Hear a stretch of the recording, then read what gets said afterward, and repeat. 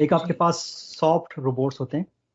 Soft robots क्या होते हैं, यानी ये एक स्पेशल फील्ड है जिसमें आप क्या करते हैं कि ऐसे रोबोट बनाते हैं, ये वो सॉफ्टवेयर वाले रोबोट नहीं है, ठीक है।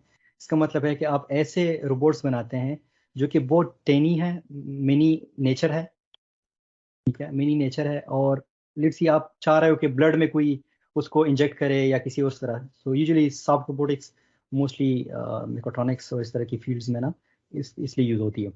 तो सॉफ्ट रोबोटिक्स, और फिर हमने एक टर्म यूज किया था रोबोट का। तो रोबोट का मतलब तो ऑलरेडी आपको क्लियर है कि रोबोट क्या है। गूगल पे लोग सर्च करते हैं, अब जब वो सर्च करते हैं आप, तो वो रैंक करता है यानी कीवर्ड के बेसिस पे।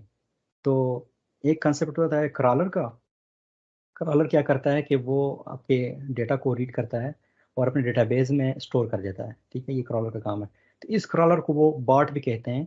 तो जब आप लेट्स सी कहते हैं कि हमने एक क्रॉलर बनाना है, ये बॉट बनाना है, तो वो ये वाला बॉट है, ये क्रॉलर है। और हमने इसके लिए जो पैकेज का जिक्र किया, लाइब्रेरी का जिक्र किया, वो है स्क्रेपी। स्क्रेपी क्या है कि इस तरह से क्रॉलर बना सकते हैं, जिस तरह से अभी चैट जीपीटी, अब चैट जीपीटी डेटा कैसे रीड करता है, यानी जो पब्लिक वेबसाइट्स उनसे, वो उन्होंने क्रॉलर बनाया हुआ है, वो सारा रीड करता है, और जो है ना उन्होंने डेटाबेस बनाया, फिर उसके बाद मॉडल ट्रेन किया है। तो ये स्क्रेपी हमने जिक्र किया था, इसके जरिए आप क्रॉलर बना सकते हैं, बॉट बना सकते हैं। तो ये बॉट जो है ना सॉफ्टवेयर वाला है।